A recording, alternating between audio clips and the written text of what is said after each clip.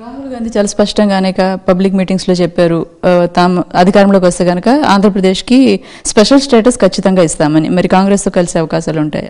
ఎవరితోనైనా కలుస్తానంటున్నాడు. అంటే ఏదొస్తుందో తెలియదు మనకు. ఇప్పుడు చూస్తే మరి బీజేపీ కూడా సంపూర్ణమైన మెజారిటీ వస్తుందంటే ఇంతకుముందు అంత మెజారిటీ అయితే రాదని అనిపిస్తూ ఉంది. కాంగ్రెస్ అంతంత అట్లా ఉంది.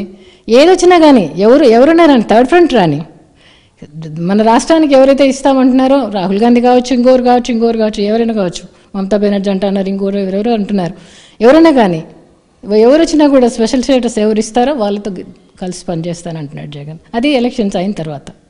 తెలంగాణ ఎన్నికల్లో మనం చూసాము, టీఆర్ఎస్కి వైఎస్ఆర్సీపీ సానుకూలంగా స్పందించే ఎన్నికల సమయంలో అక్కడ కూడా వాళ్ళు కూడా చెప్పారు, ఆంధ్రప్రదేశ్ రాజకీయాల్లో మేము కూడా జోక్యం చేసుకుంటామని. ఎంఐఎం అధినేత ఓవైసీ అయితే ఓపెన్గానే జగన్ నా స్నేహితుడు అన్నారు. సో రేపు జరగనున్న ఎన్నికల్లో టీఆర్ఎస్ కానీ ఎంఐఎం కానీ మద్దతు ప్రత్యక్షంగా ఉండొచ్చా, పరోక్షంగా ఉండొచ్చా?